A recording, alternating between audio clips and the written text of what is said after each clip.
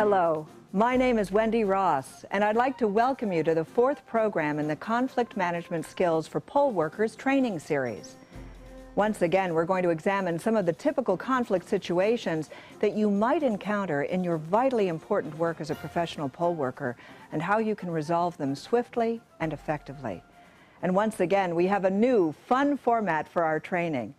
We all love top 10 lists, and in this video, we have one for you.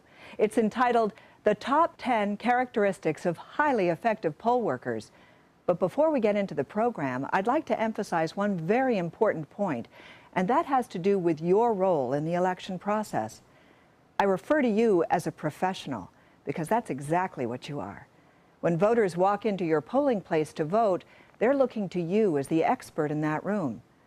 They may not know exactly where to go, or if there's any new information regarding the voting machines, or even where to sign the register until you tell them. And as with any expert, the more you know about all aspects of your work, including how to communicate effectively and how to deal with conflicts when they arise, the more confident that you will feel doing your job. And the more confident you are when you need to address challenging situations, the more respect that the voter will give you, and the more easily you can resolve the issue. So while our overriding objective in this training is to make certain that every single person who is eligible to vote actually does, another important objective in this training is to help you do your job more effectively so that you can enjoy the process. Before we look at our top 10 list, it will be helpful to review what we call the ABW of effective communication. You may remember A stands for attitude. We know that what a person is thinking can negatively or positively impact how they communicate and what results they get. B stands for body language, how a person non-verbally communicates. We've all heard the old adage, it's not what you say, it's how you say it. And W stands for words. There are certain words that set us up for success and others that almost guarantee that we'll encounter a problem. So let's jump right in and look at numbers 1, 2, and 3 in our top 10 list. You will notice that they all have something to do with attitude. The number one characteristic of a highly effective poll worker is that they pass no judgment on a voter's abilities, behaviors, dress, or demeanor, and they maintain the utmost respect for each voter. The number two characteristic is that they make no assumptions about what the voter should have known or done. And the number three characteristic is that in an effort to provide excellent customer service, they always remain solution-oriented and view any problem or challenge not as an annoyance, but as an opportunity to help. We're going to look at how embodying these first three characteristics can set you up for success. But first, let's watch how the absence of them can cause a problem in the following scene. All right. Okay, no, dude, listen. No, dude, listen, I gotta go. Really, I'll talk to you later, man. Bye-bye. Hi, I'm here to vote in the governor's race. What do you need from me? I need a signature and a photo ID. Well, here you go.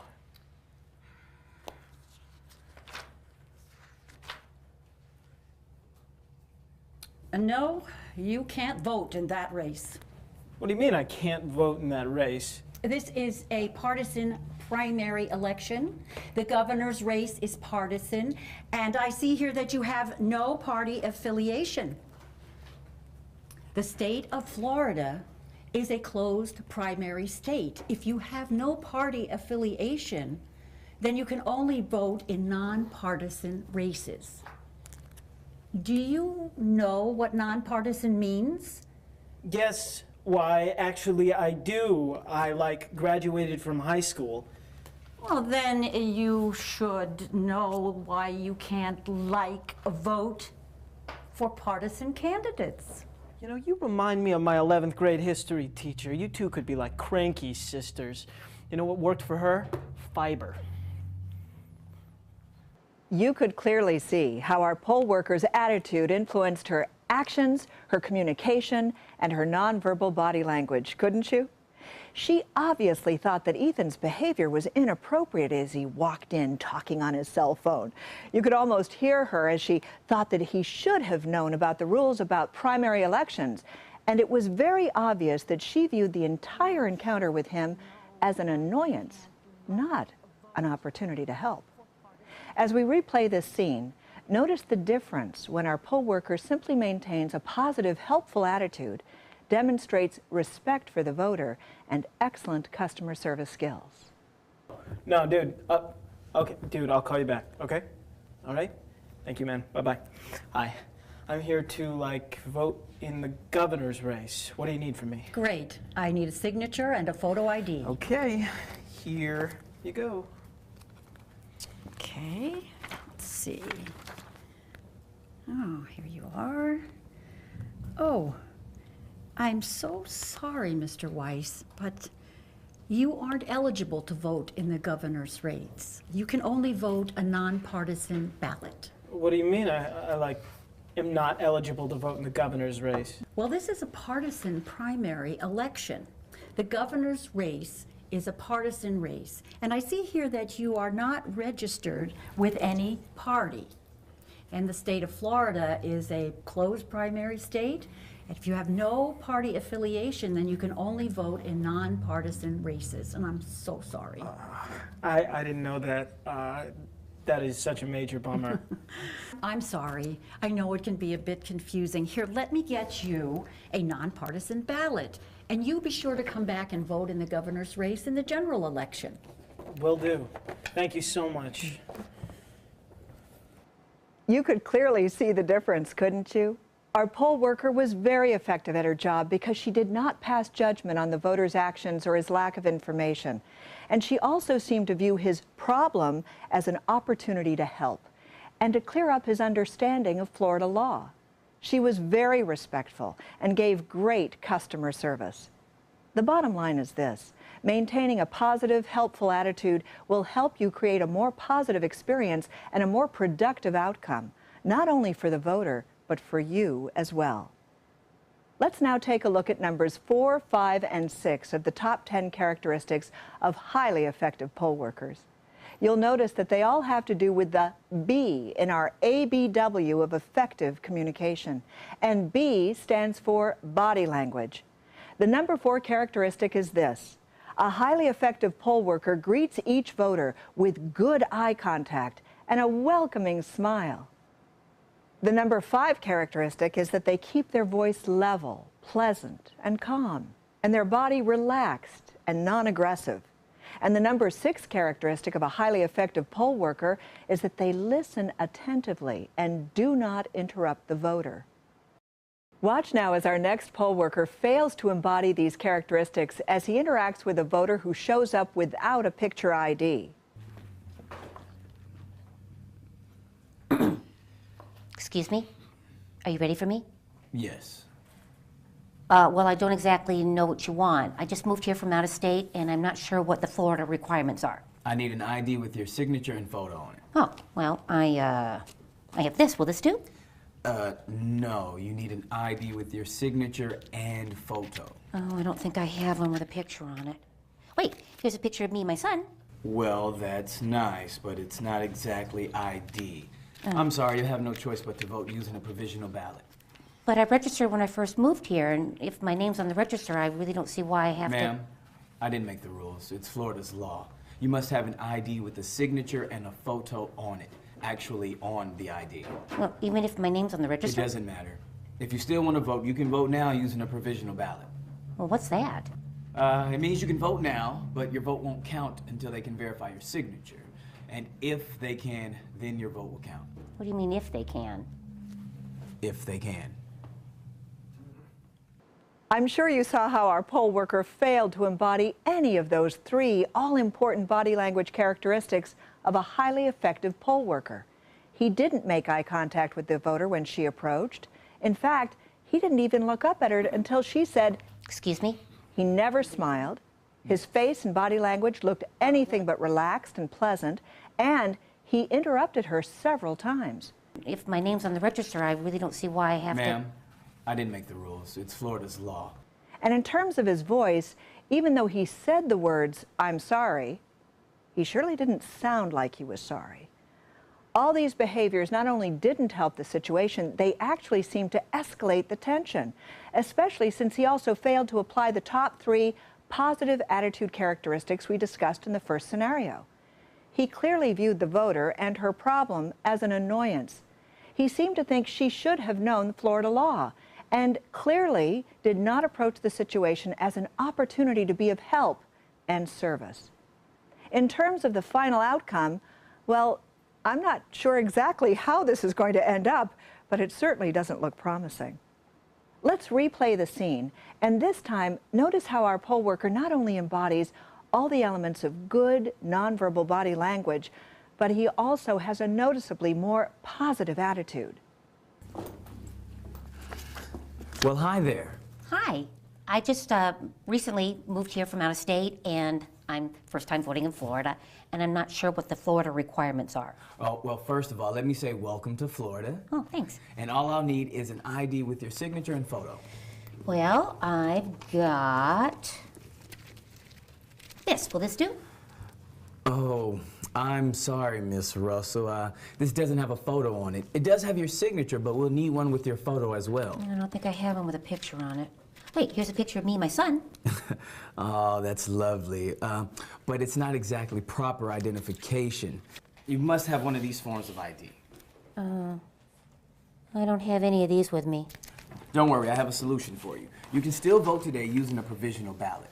Oh, but I registered when I first moved here, and my name's on the register. I don't see what difference it makes. I totally understand. However, it is Florida's law, and accordingly, we have to follow it. Even if my name's on the register? Yes, ma'am, even if your name is on the register.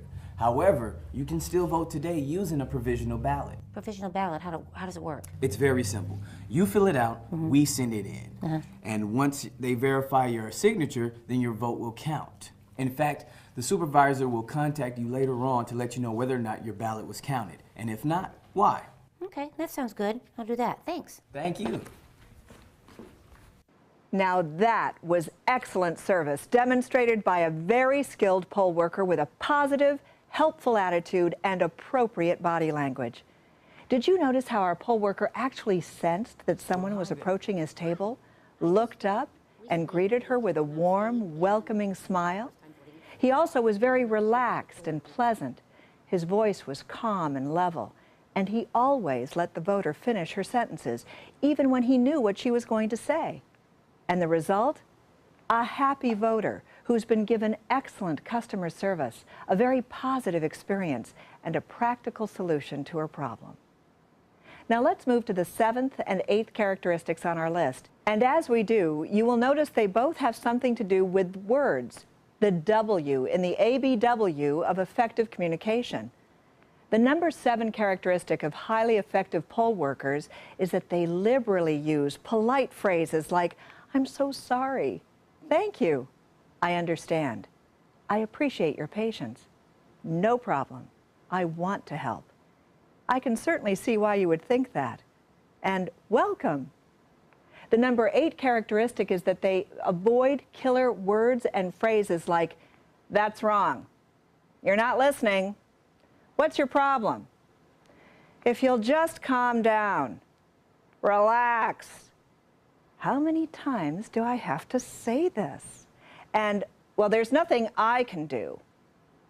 Watch this next scene as our poll worker, Dawn, clearly is not aware of either of these skills. Here.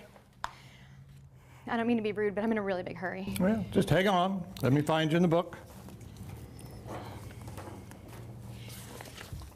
Sir, I really don't want to be rude, but I have a very, very big meeting in, oh great, 12 minutes. Could you please hurry up? Ma'am, you need to be patient. I'm going as fast as I can.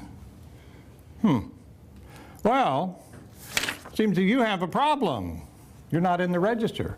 Have you moved? Well, yeah, to that new subdivision north of town, but what difference does that make? Well, means you can't vote here. What? Why not? This is the precinct where I've always voted. I don't understand what the difference is. I'm a voter, I'm registered, I want to vote. Help me out here. Price, you're not listening to me. You cannot vote here. You have to vote at your new polling place. But I don't even know where that is. Miss Price, you need to relax and calm down. Okay. Okay, this is the part where you don't get to tell me to calm down. I'm asking you for an explanation and you're telling me to calm down? Okay. All right, listen, just give me one of those provisional things. Provisional ballots. Yeah, give me one of those. Sorry, that won't do you any good. You can fill it out, but it still won't count. Is it your mission in life to keep people from voting? Because if it is, you're doing a great job. What is your problem?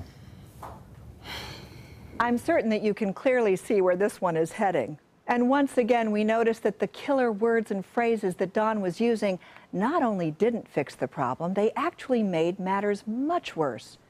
Words like, Just hang on. You need to relax and calm down. What is your problem? are like putting fuel on a fire. Don also violated all the other characteristics we've talked about today. In terms of attitude, he seemed far more interested in taking a stand than in helping the voter resolve her issue. Plus, his body language was accusatory and aggressive, and he didn't greet the voter with immediate eye contact and a smile. Let's look at the scene another way now. Watch Don as he avoids all those killer phrases and generously uses some of the polite, customer-focused words and phrases. And notice how much easier it is to come to a peaceful resolution, regardless of whether the outcome is what the voter originally wanted or not. Welcome. Here. I don't want to be rude, but I'm in a really big hurry. No problem. Let me find you in the book. Sir, I really don't want to be rude, but I have a very, very big meeting in, oh great, 12 minutes. Can you please hurry up? No problem. I'm sorry, Miss Price. You don't seem to be in the register. Have you moved recently? Well, yeah, out of that new subdivision north of town, but what difference does that make? According to Florida law, you must vote in the same precinct where you currently live. I'm so sorry. But this is the precinct where I've always voted. I don't understand what the difference is. I'm a voter, I'm registered, I want to vote. Can you help me out? Miss Price, I can certainly understand how you'd be frustrated by this, and I would be too. But listen, I know you want to vote. Let's figure out how to make that happen. See the man over there in the apron? He can take you to the computer and look up your new precinct for you. Is that okay? Not really. I have to get to this meeting. Well, how about this? Let me give you the number for the supervisor of elections. You can call them. Then after your meeting, you can go over there and vote. Okay, but why can't I fill out one of those provisional ballots here? You can, but we want your vote to count. For that to happen, you need to be at your correct precinct. Do you want the supervisor's number? Okay, I guess so. Ms. Price, again, I'm so sorry this happened, and I very much appreciate your understanding our need to follow the rules on this. No, it's okay. I appreciate your help. Thanks. I'll call her office. All right. Okay. This is one of those before and after situations that is literally like night and day. In this scene, Don's use of the wonderfully customer-focused words and phrases were very effective. Words like, I'm so sorry. No problem. Welcome. I can certainly understand how you'd be frustrated by this, and I would be too. I very much appreciate your understanding our need to follow the rules on this. let the voter know that he was very concerned about her plight and sincerely wanted to help. His friendly, positive attitude was extremely evident as he stayed focused on finding a solution for the voter. In addition, everything about his body language was relaxed and unaggressive. And the result?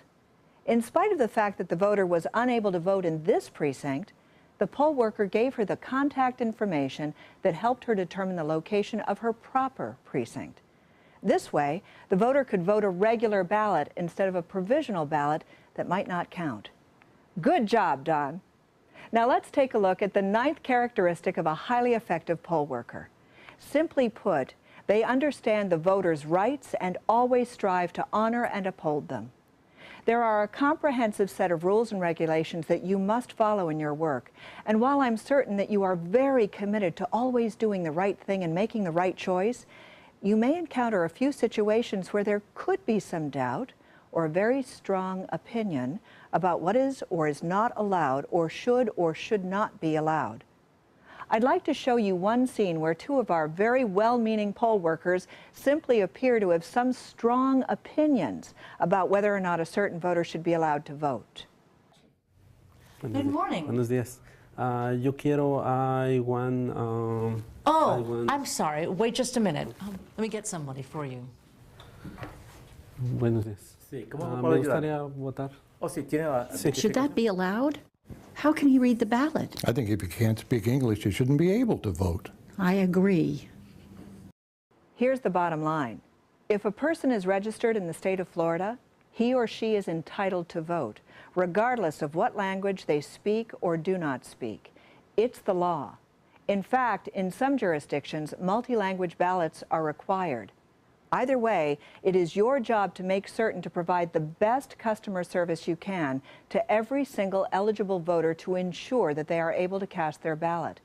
And a situation like this is one of those opportunities where you can use all the characteristics of a highly effective poll worker, and particularly the very first one. Remember what that was? The number one characteristic of a highly effective poll worker is that they pass no judgment on a voter's abilities, behavior, dress, or demeanor, and they maintain the utmost respect for each voter. So in a case like this one with Mr. Gonzalez, who is very qualified and capable of voting in this election, you have a few options. If you have a translator on site, then summon him or her over to help. If the person brings a translator in with them and it indicates in the record that this voter is allowed to have assistance, then both parties may go into the voting booth after the translator has filled out an affidavit. If it is not indicated in the record that the voter needs assistance and he is accompanied by a translator, then both parties will need to sign an affidavit before they go into the voting booth. And finally, if none of these options are available to you, then summon your clerk, who will contact your supervisor of elections for assistance. Your ability to withhold judgment and assist every single qualified voter is one of the elements that makes you the respected, capable professional that you are. We now turn to the 10th characteristic of a highly effective poll worker, and it's simply this. A highly effective poll worker reviews, studies, and looks for opportunities to consciously apply all the other 9 characteristics. Now, this may seem self-evident, but the truth is that it is very easy to go on autopilot and simply act and react exactly as you normally do, without consciously choosing how you want to think, act, and speak in every given moment during your work. So I encourage you to review these points before you go into the polling place on Election Day. Consciously make a decision to 1. Pass no judgment on a voter's abilities, behavior, dress, or demeanor, and then maintain the utmost respect for every voter. 2. Make no assumptions about what the voter should have known. 3. Always remain solution-oriented and view any problem or challenge not as an annoyance, but as an opportunity to help. 4. Greet each voter with good eye contact and a welcoming smile. 5. Always keep your voice level, pleasant, and calm, and your body relaxed and non-aggressive. 6. Listen attentively and do not interrupt the voter. 7. Liberally use polite phrases like, "I'm so sorry," "Thank you," "I understand," "I appreciate your patience," "No problem," "I want to help." I can certainly see why you would think that. And welcome. 8. Avoid killer words and phrases like, "That's wrong," "You're not listening," "What's your problem?" "If you'll just calm down," "Relax," "How many times do I have to say this?" And, "Well, there's nothing I can do." 9. Understand the voter's rights and always strive to honor and uphold them. 10. Review, study, and look for opportunities to consciously apply all the other 9 characteristics. And remember, you can use these ideas to help you in many other challenging situations in your life. I mean, who knows? You just might find yourself working right next to another poll worker who has a very different idea of how to handle your downtime. Oh, my back is killing me. Got a bulging disc, you know. Oh, it's a real pain. Real pain, that's funny. Which is not so funny when it happens. Oh, I gotta tell you, it's the only thing I got going on here today. I have indigestion like you would not believe. I can't even look at another hot dog without, you know. I must be coming down with something. Does that seem swollen to you? Feel that? What do you think? And how would you handle this? You'd simply resist the temptation to judge your fellow poll workers' behavior. Do a little attentive listening, smile, and think to yourself, I'm so glad I'm not him.